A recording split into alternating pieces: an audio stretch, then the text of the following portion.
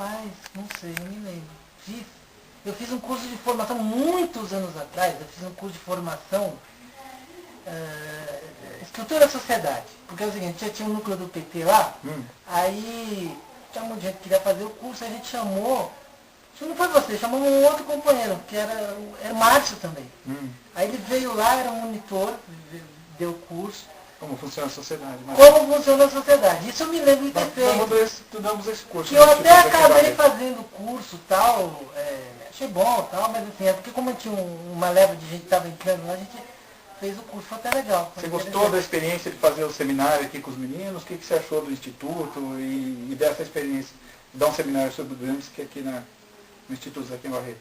Olha, eu achei muito interessante, eu acho que esses cursos que o Instituto Zequinha Barreto ministrou, que a gente foi convidado aqui para falar sobre Gramsci, e o envolvimento desse público foi muito interessante. Eu acho que isso sim nos marcos do que a gente pode disputar a hegemonia. Né? O Gramsci gostaria muito,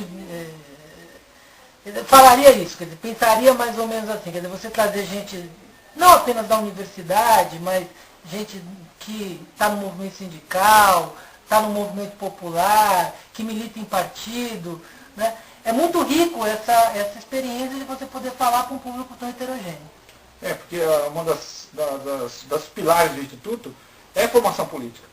Porque a burguesia dá a formação política na TV, né? Ou seja, despolitiza. E a gente tem uma luta desigual. Então a criação do Instituto foi em função disso também, para preparar o jovem para o socialismo e para as questões de classe, né? E uma das funções é essa, é da formação política, e acho que foi muito honroso para nós você nos ajudar a cumprir esse papel, dando esse seminário, né?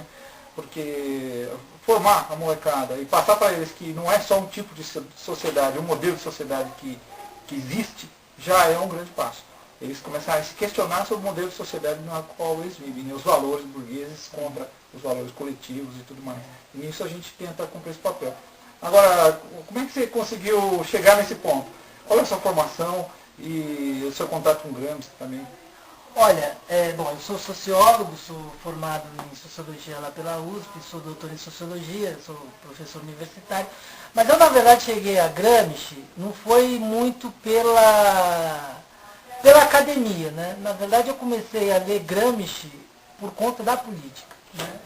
Eu fui procurar no Gramsci, talvez como vários jovens da minha geração, das gerações anteriores, ou muitos que hoje também têm essa curiosidade, quer dizer, instrumentos para entender como as coisas funcionavam, como que a dominação se processava, como a sociedade onde eu vivia funcionava. Quer dizer, então, ter ido ler os textos do Gramsci teve essa preocupação inicial.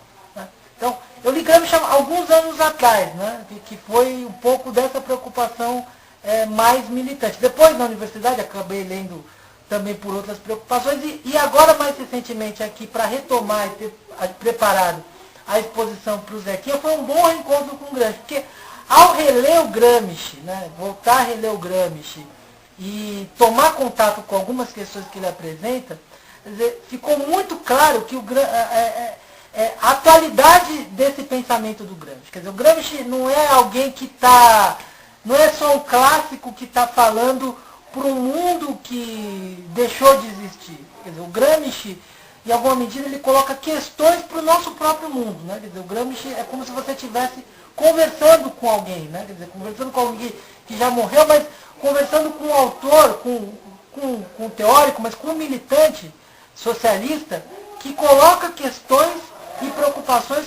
para esse mundo que existe agora. Então, por isso que o Gramsci continua atual. Acho que não é à toa que tanta gente acaba, mesmo nesse curso aqui, que vieram várias pessoas, tá, mas mesmo fora, nos jornais, você vê essa preocupação. Mas o Gramsci, acima de tudo, não é o pensador, não é o teórico, não é o militante que muitas vezes se quer colocar, né? Quer dizer, que um Gramsci domesticado, ou um Gramsci que serve para justificar qualquer ideia ou qualquer coisa. Quer dizer, o Gramsci, essencialmente, é um militante socialista revolucionário, e é para isso que as suas preocupações estão voltadas. Né? Quer dizer, o Gramsci, acima de tudo, ele está com essa preocupação política.